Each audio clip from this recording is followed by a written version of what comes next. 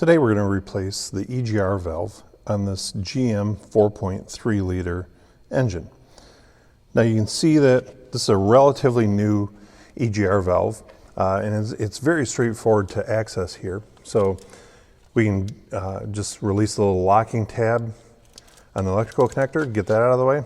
Then I'm going to take my ratchet with a 10mm socket and remove the two mounting bolts which hold the EGR valve in place.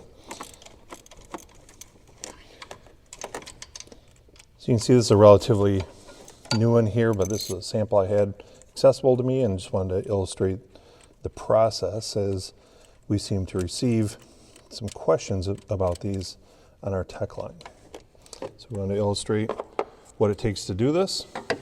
As you can see, it is relatively straightforward, but there could be a few little hiccups along the way with the process. So I wanted to kind of share some best practices and tips here.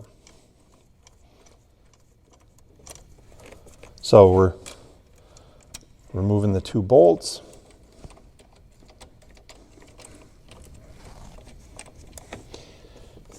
And it's ideal to do this on a cool engine because, true to its name, exhaust gas recirculation valve, this can be a little warm. So one thing we see sometimes on these is carbon contamination in the valve.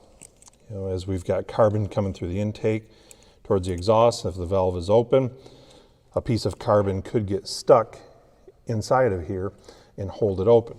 So that's one of the things we need to be careful of. And we want to make sure that the intake is clean. I've seen technicians scrape in here, or maybe even do an upper intake cleaning service, and then they're going to take an air hose and kind of blow all the debris out of there. I've even seen some cases where a technician will start the engine this way. Keep in mind we're going to have open exhaust and open intake, so we'll have some sort of an intake leak at that point, but that will certainly blast all the carbon out of the exhaust side. So we've got our new valve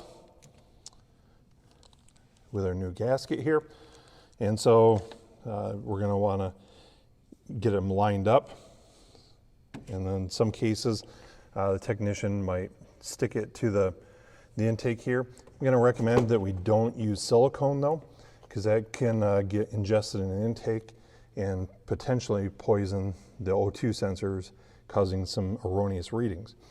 So one of the other tips I want to make very clear here is when this gets reinstalled, reinstall it in the correct orientation. Notice how this came off the electrical connector where it is. This will actually bolt up backwards. And so it can physically be bolted the opposite direction and it'll work. There might be a little bit of an intake leak, and it's certainly not going to operate as designed when the EGR valve is commanded open. But yes, I have seen instances where a car came into my shop with the EGR valve installed backwards. So one of the most important things we need to do here today is to ensure that it's oriented properly. And at this point, we simply install the two new bolts, make our electrical connection, clear out any trouble codes, and in some cases maybe use a scan tool with bidirectional controls to open and close it, ensure that things are working properly. And just like that, we've replaced the EGR valve on a GM 4.3 liter engine.